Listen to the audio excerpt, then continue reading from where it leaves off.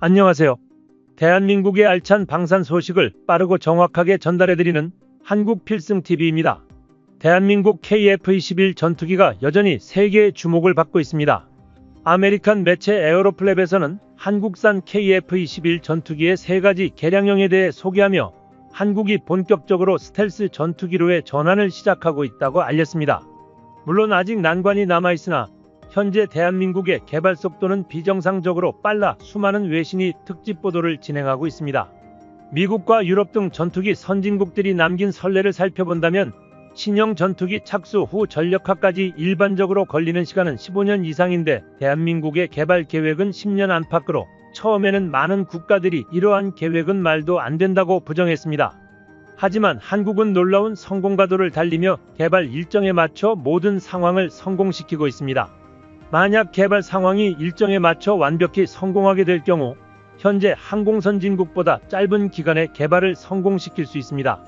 한국은 지난 2021년 4월 시제 1호기를 출고한 뒤 2022년 7월 첫 비행 성공을 거쳐 초음속 돌파, A사 레이더 탑재, 공대공 무장 분리 발사 시험, 잠정전투용 적합 판정, 고기동 고받음각 시험, 공중급 유 시험까지 순조롭게 마쳤습니다.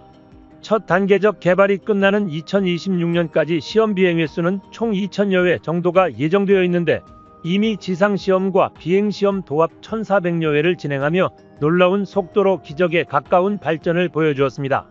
KF-21 사업 초기 해외 전투기 개발 유수업체는 KF-21 전투기 개발 계획을 기적에 기반한 일정이라고 할 만큼 무리한 계획이라 평가했습니다. 하지만 현재까지 대한민국은 한 번의 지원도 없이 순조롭게 기술 개발을 해내었고 이에 한국의 기술력의 찬사를 아끼지 않았습니다. 대한민국 기술진은 더욱 놀라운 연구를 진행하고 있다고 밝혔는데요. 특히 기술력 증진의 중심에 스텔스 성능과 국산 엔진이 있었습니다. 한국산 스텔스 전투기 개발을 위하여 2가지 기술력은 반드시 필요한 것이기 때문에 더욱 많은 분들이 관심을 보이고 있습니다. 러시아, 중국 등 많은 국가들이 자체적으로 5세대 스텔스기를 만들었다고 주장했지만 실상은 성능 논란에 휩싸여 이도 저도 아닌 물건이 되었습니다. 그만큼 스텔스 성능을 실현할 수 있는 나라는 극히 소수라는 뜻입니다. 하지만 여전히 세계 많은 국가들은 5세대 전투기를 건너뛰고 너도나도 6세대 전투기에 도전하고 있습니다. 하지만 이는 과학기술적 측면의 영역에서 성공 가능성이 현저히 떨어지는 도전입니다. 대한민국은 수많은 국가가 6세대 전투기에 도전하는 현재 방산시장에서 4세대, 5세대부터 차근차근 도전하고 있습니다. 그 과정에서 스텔스 성능을 확보하고 기본적인 5세대, 6세대급 미래 첨단 기술들을 하나씩 확보해 나가고 있습니다. 대한민국의 KF-21 전투기 스텔스 기술은 차근차근 성공가도를 달리고 있습니다. 한국형 보람의 전투기는 4.5세대급 블록 1의 성능을 최종 개량 중인데요. 더불어 2028년까지 완성될 KF-21 블록 2에 대한 개발도 계속해서 진행하고 있습니다. 한국이 스텔스기를 제작할 수 있다는 것에 대해 많은 국가들은 전혀 믿지 않는 눈치였었는데요. 대한민국이 새로운 스텔스 물질을 개발해 공식적인 연구 자료를 발표하자 그제서야 다들 놀랐습니다. 사실 대한민국의 스텔스 기술 개발은 오래전부터 시작되었습니다. 국방과학연구소는 노루페인트를 비롯한 민간 기업과 협력해 1999년부터 스텔스 기술 개발을 시작했는데요.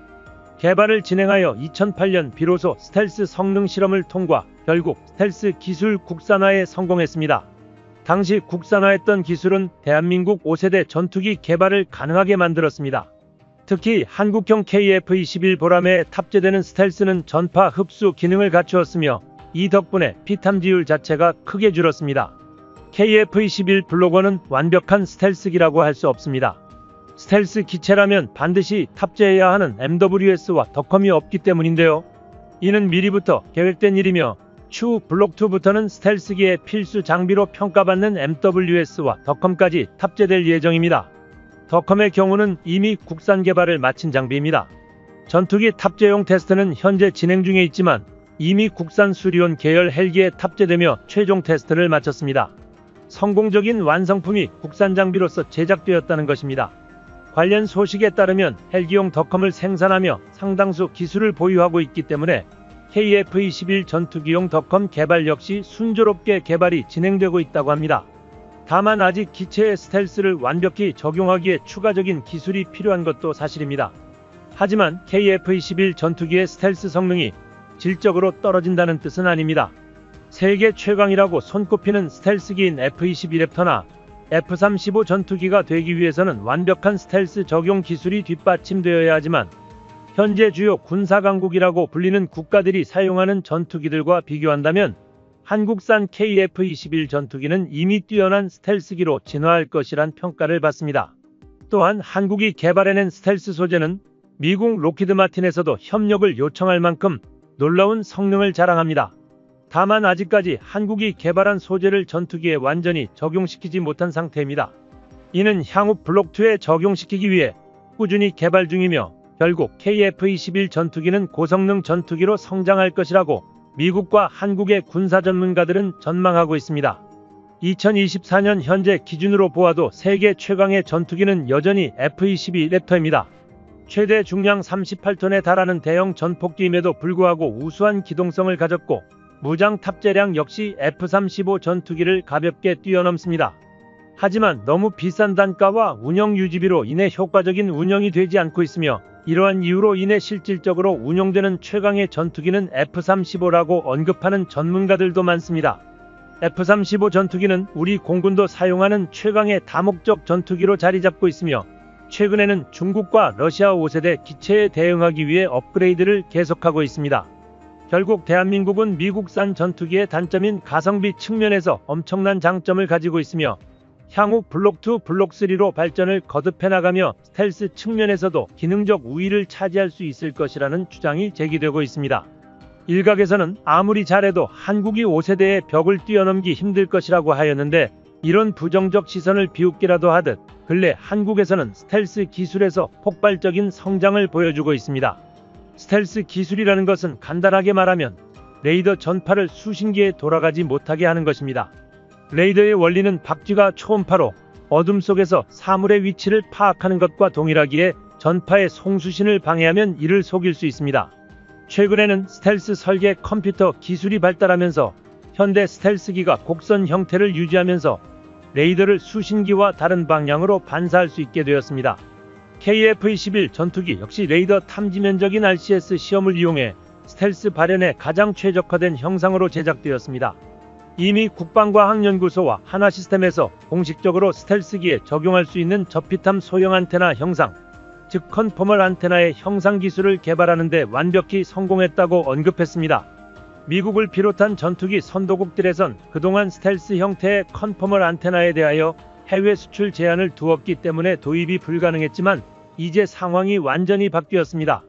미국에게 아쉬운 소리를 들어야만 했던 과거를 뒤로하고 마침내 우리 연구진들의 손으로 직접 자체 개발에 성공하여 세계 전투기 시장에 돌풍을 일으켰습니다. 한국형 컨포멀 안테나란 전투기 등의 기체 표면을 따라 안테나를 밀착시키는데 컨포멀 형상을 만들게 되면 적의 레이더파가 아군 비행기 표면에 부딪혀 되돌아와 레이더 반사면적 RCS가 작아지면서 스텔스 성능을 향상시킬 수 있게 됩니다.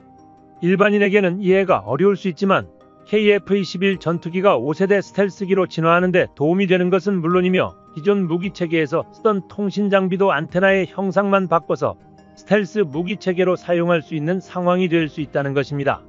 또한 무기체계 및 지휘 통제체계 간 실시간 연동을 위한 통신 링크를 안정적으로 확보할 수 있게 되는 효과도 있는데 이것은 바로 현재 개념 연구를 통해 진행해 오고 있는 무인 스텔스기로 궁극의 6세대 전투기의 필수적 특징인 것입니다.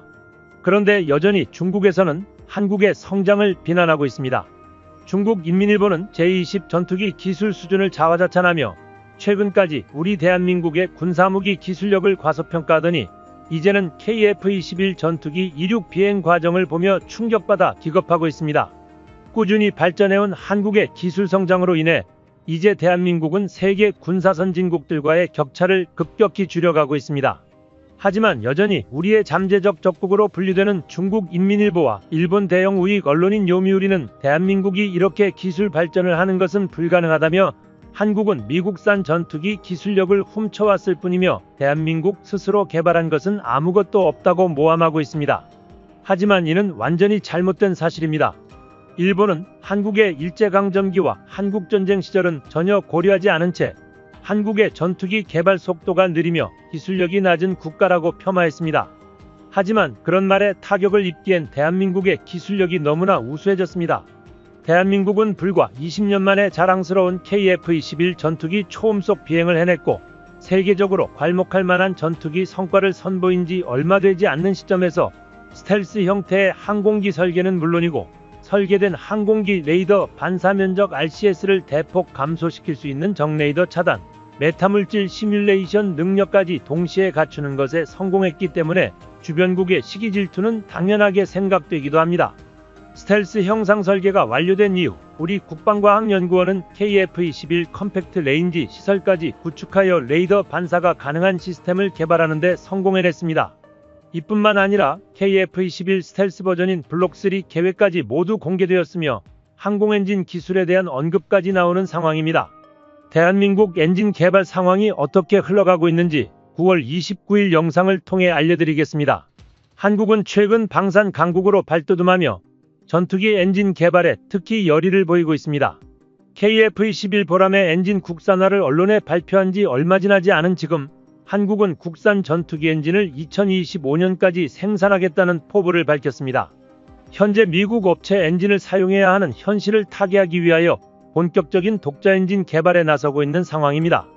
엔진 국산화에 대한 기대감은 해외에서 주목하는 만큼 점점 커지고 있습니다. 그런데 중국은 여전히 한국의 성장을 비난하고 있습니다. 중국인민일보는 과거부터 지금까지 중국 전투기 개발 상황을 자화자찬하며 대한민국 군사무기 기술력을 과소평가해왔는데요. KF-21 전투기 실전기체가 개발되고 국산 엔진이 개발되는 상황에서도 이를 믿을 수 없다는 기사를 발행하고 있습니다. 하지만 한국은 기술 성장으로 인해 군사 선진국들과의 격차를 급격히 줄여나가고 있습니다.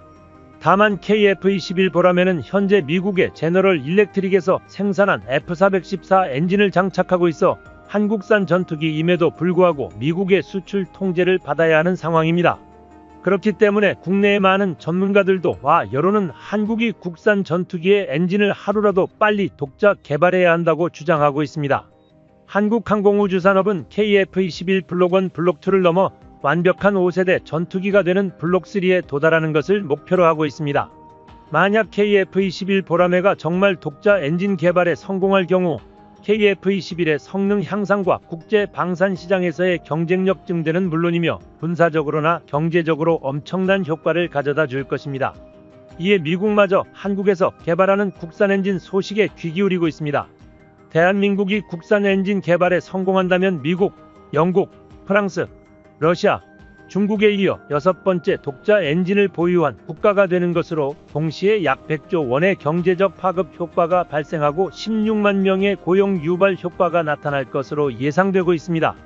사실 핵심적인 엔진 기술은 이들 5개 국가만 독식하는 구조로 그동안 다른 국가들은 도전할 엄두조차 내지 못하는 상황이었습니다. 하지만 대한민국 방산업계와 군은 물론이며 정치권까지 한마음 한뜻으로 국산 항공엔진 개발을 응원하고 있습니다. KF-21 전투기에 탑재된 F414 엔진은 최대 추력 18,000파운드를 제공하며 이는 전투기의 고속 기동성과 뛰어난 상승 능력을 보장할 뿐만 아니라 고효율 터보팬 기술로 인해 긴 항속거리와 장시간 비행이 가능하며 다양한 공중 기동을 빠르고 유연하게 수행할 수 있습니다. 그리고 오랫동안 사용했던 엔진인 만큼 고온, 고압 환경에서도 높은 내구성을 자랑하여 신뢰할 수 있는 엔진으로 알려져 있습니다. 그렇기에 대한민국이 목표로 하는 엔진은 현재 KF-21에 탑재된 F414 엔진을 초과하는 성능을 목표로 하고 있습니다. 최근 열린 첨단 항공엔진 개발을 위한 세미나에서 한국의 항공엔진의 개발이 어느 수준까지 이루어졌는지 드러나 국산 엔진에 대한 기대감이 더욱 높아지고 있는데요. 현재 국산 엔진 개발에 열을 올리고 있는 곳은 한화와 두산입니다. 한화에어로스페이스는 그동안 다양한 가스터빈 엔진을 생산하며 수많은 노하우를 축적해왔고 KF-21 전투기에 탑재되는 F414 엔진도 라이센스 생산에 공급하고 있습니다. 지난 45년간 1만 대가 넘는 가스터빈 엔진을 생산한 노하우를 기반으로 항공엔진 개발에도 도전하기 시작했습니다. 그리고 한화와 같이 국산 엔진을 개발 중인 두산 에너빌리티가 한국 전투기 엔진의 또 다른 미래라 할 수 있습니다. 두산 에너빌리티는 항공 엔진 제작 경험은 없지만 독자적으로 발전용 가스터빈 개발에 성공했고 해외 시장에 수출하며 그 기술력을 인정받고 있습니다. 발전용 가스터빈과 항공용 엔진은 기술 기반이 동일하고 구조와 작동 원리도 유사하기 때문에 두산 에너빌리티가 가진 설계, 소재, 제작 기술과 노하우가 항공 엔진 개발에도 큰 도움이 될 것으로 기대되고 있습니다. 이번 세미나에서는 KF-21 무인 전투기에 탑재될 것을 목표로 개발되고 있는 15,000파운드 국산 터보팬 엔진의 세부 스펙까지 공개되었습니다. 두산 에너빌리티와 한화에어로스페이스에서 각각 신규 엔진 설계안을 제출한 것인데요. 양사의 신규 엔진 모두 기존 F414보다 출력과 연료 소모율이 15%가량 늘어난 것으로 나타났습니다. 게다가 향후 개발될 엔진의 터빈 입구 온도가 무려 1620도에 달한다는 사실이 확인되었는데요. KF-21 엔진의 가스터빈 입구 온도를 굉장히 높게 잡고 있는데 완성된다면 엔진의 성능이 기대를 훨씬 뛰어넘을 것으로 예상됩니다. F-22 랩터에 탑재되는 추력 23,000파운드급 F119 엔진의 가스터빈 입구 온도가 1650도이기 때문에 KF-21 전투기에 탑재하는 F414 엔진의 출력을 능가해 F-22의 F119 엔진급으로 탄생할 것으로 보입니다. 이만큼 가스터빈 열효율을 올리기 위해서는 터빈 입구 온도를 높이는 게 중요한데, 따라서 전 세계 가스터빈 기업들은 이 터빈 입구 온도를 높이는 기술을 개발하는 데 열을 올리고 있습니다. 하지만 여기도 문제는 존재합니다. 무작정 터빈 입구 온도를 높여버리면 엔진이 고장날 수 있기 때문에 그에 맞는 높은 수준의 소재 기술력과 냉각 기술력이 필요합니다. 그렇지만 한국은 이미 1680도의 고온 환경을 극복하는 냉각 코팅 기술을 확보해 둔 상황입니다. 실로 순조로운 우리의 전투기 엔진 독자 개발 과정을 본 중국은 한국을 탐탁지 않게 여기고 있습니다. 중국 환구시보와 일본 마이니치 언론은 한국이 항공군 수산업을 강대국 수준으로 끌어올리고 있다며 이는 현실적인 위협으로 다가온다고 경계하는 보도를 진행했습니다. 특히 중국은 한국이 독자 엔진을 개발하면 자신들보다 늦게 전투기를 개발했음에도 불구하고 더 뛰어난 전투기를 개발하는 등의 행보를 보이자 분노하기까지 하는 모습을 볼 수 있었는데요. 무엇보다 중국에서는 러시아제 전투기의 엔진을 베끼며 갈고 닦은 기술력으로 자체 엔진 개발에는 성공했으나 소재 기술 부족으로 엔진의 내구성이 부족해 기대했던 것만큼의 출력을 내지 못하고 있기 때문입니다. 중국제 전투기가 아직 서방제 전투기의 상대가 되지 못하고 있으며 세계 최강을 자랑하는 대한민국 기술력 수준에 대해 경계하고 있습니다. 한국에서 이런 고급 기술을 가진 것에 대해 부러워하면서도 시기 질투를 하는 것이죠. 독자 엔진 개발은 한국 방산 기술의 자립도를 높이는 중요한 단계로서 국제 방산 시장에서 한국의 기술력을 인정받게 하며 신뢰도를 높여줄 뿐만 아니라 자국 기술로 전투기를 제작할 수 있는 능력은 국제 무기 시장에서의 브랜드 이미지를 강화시키는 데 큰 역할을 합니다. 이를 통해 다른 국가들과의 공동개발 및 협력 프로젝트를 추진하는 데 있어 유리한 위치를 차지할 수 있습니다. 이는 한국이 글로벌 방산 산업에서 더욱 중요한 역할을 할 수 있게 만드는 요인입니다. KF-21 전투기 독자 엔진 개발에 성공한다면 한국산 초음속 전투기의 성능을 여러 측면에서 향상시킬 수 있습니다. 첫째, 새로운 엔진의 출력이 현재보다 증가하여 최대 18,000에서 2만 파운드 급으로 향상될 경우 전투기의 속도, 기동성, 항속거리, 무기 탑재 능력 등이 모두 향상됩니다. 이는 KF-21 전투기가 다양한 전술 상황에서 보다 유연하게 대응할 수 있게 하며 작전 범위와 효과를 확대시키는 중요한 요소입니다. 둘째, 독자 엔진을 사용하게 되면 한국의 환경과 전술적 요구에 맞춰 엔진을 최적화할 수 있습니다. 이는 전투기의 운용 효율성을 극대화하고 임무 수행 능력을 크게 향상시키는 결과를 만들 것입니다. 셋째, 국산 엔진은 유지 보수와 수리 작업을 국내에서 직접 처리할 수 있게 하여 신속한 대응과 비용 절감을 가능하게 합니다. 이는 전투기의 가동률을 높이고 전반적인 운영 효율성을 향상시키기 때문에 더 적은 예산으로 더 많은 전투기를 운용할 수 있는 장점이 됩니다. 국산 엔진을 사용하게 되면 부품 공급망의 국산화로 인해 생산 비용이 절감되는 일은 KF-21 보람의 가격 경쟁력을 높이며 국제시장에서 더욱 매력적인 선택지가 될 수 있습니다. 독자 엔진 개발은 한국 방산 기술의 자립도를 높이는 중요한 단계로서 국제 방산 시장에서 한국의 기술력을 인정받게 하며 신뢰도를 높여줄 뿐만 아니라 자국 기술로 전투기를 제작할 수 있는 능력은 국제 무기 시장에서의 브랜드 이미지를 강화시키는 데 큰 역할을 합니다. 또한 이는 한국산 KF-21 전투기가 스텔스 전투기로 성장하는 데도 큰 역할을 할 수밖에 없습니다. 실제로 KF-21 스텔스 전투기에 대한 개발은 빠르게 진행되고 있습니다. 현재 KF-21 블록2를 위한 세계에는 7천억 원을 추가로 투입하여 전력 미사일과 극초음속 미사일 등 공대지 무기 운용 테스트를 진행할 웨펀베이를 완료하였고, 블록1 실전 기체 생산 이후 KF-21 블록2 스텔스 버전이 곧바로 등장할 예정입니다. 또한 현재 블록1 배치가 이루어지지 않은 시점에서 차기도 아닌 차차기 버전인 블록3와 가오리-X를 개량한 무인 전투기가 공동 개발되고 있다는 소식도 들렸습니다. 이러한 미래형 전투기에는 국산 엔진이 반드시 필요하므로 이는 한국산 엔진 개발 기술력이 보다 높아졌음을 시사하는 부분이기도 한데요. 국방과학연구소에 따르면 KF-21 블록3는 5세대에서 6세대 스텔스 전투기 형태를 보여줄 것이며, 미국 F-35 전투기보다 한층 더 뛰어난 플라즈마 스텔스기가 될 수 있을 것이라고 언급했습니다. 그런데 지금 한국이 보여주는 KF-21 전투기 성능은 이미 미국 최첨단 스텔스 전투기 F-35 스텔스기와 상당히 유사한 성능이라고 할 수 있습니다.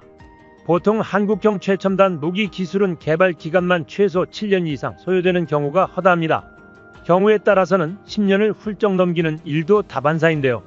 지금부터 개발 계획을 만들고 실제 개발을 시작해야만 2030년대에 본격적으로 블록3 개발 사업을 시작할 수 있다는 이야기이지만, 이미 한국은 기술 개발을 거쳐 스텔스 실행력을 입증해왔습니다.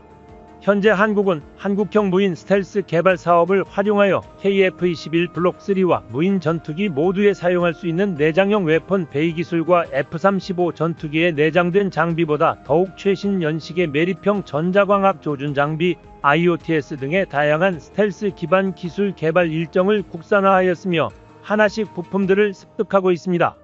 이에 앞서 KF-21 보라매는 라팔 전투기나 유로파이터 타이푼 등과 다르게 처음부터 스텔스 전투기로 진화할 수 있도록 F-22 랩터와 F-35 스텔스 형상 설계가 도입된 것은 물론, 기체 구조물 상당 부분에 레이더 흡수 구조재 RAS를 적극 채용해 사용하고 있다는 점도 6세대 항공장비 개발에 많은 기여를 하고 있습니다.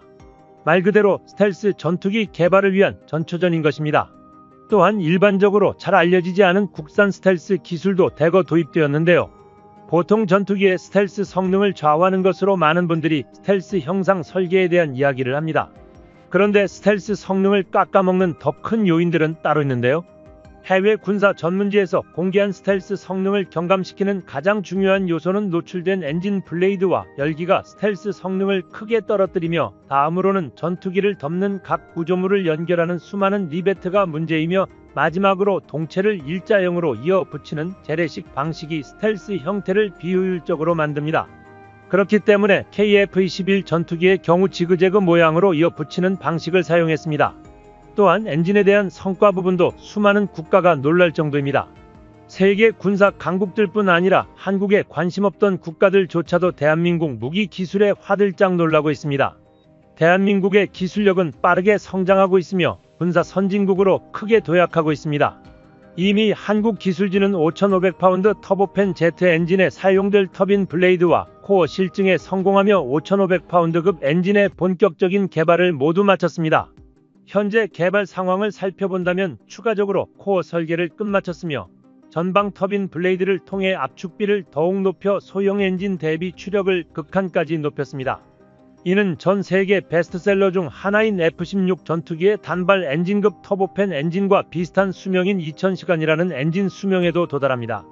아직 미국과 비견하거나 미국의 엔진을 앞설 수준은 되지 못하나, 대한민국이 제작한 엔진으로 꼬리 없는 군용 무인 스텔스기를 제작했으며 충분히 이에 엔진을 사용할 수 있을 정도입니다. 한국이 독자 개발 중인 엔진은 스텔스 무인 전투기인 가오리-X2의 기술 실증에 사용될 예정입니다. 제작이 완료된 5,500파운드급 추력 코어를 통해 안정적으로 8,000파운드급 이상의 추력까지 낼 수 있을 것으로 전망되고 있습니다. 이미 이에 대해 시험 비행이 이루어지고 있다는 소식이 들리고 있는데요.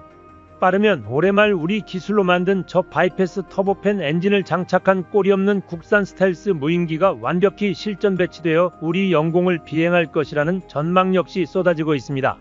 방사청은 올해 하반기에 스텔스 연구 용역 결과에 따라 완전한 스텔스 기능을 갖춘 6세대 이상으로 진화하는 KF-21 블록3 장기 개발 계획을 차근차근 추진해 나가겠다고 공식적으로 언급했습니다.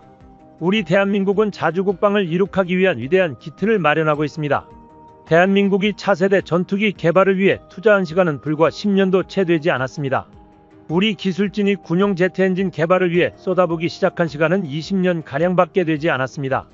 한국이 본격적으로 전투기용 엔진을 개발하기 시작한 것은 2000년대 이후라고 해도 과언이 아닙니다. 우리 손으로 만들었다는 국산 T-50 고등운전기조차 미국산 엔진을 사용하고 있습니다. 하지만 이제는 제트 엔진을 제작할 수 있는 분야까지 올랐습니다.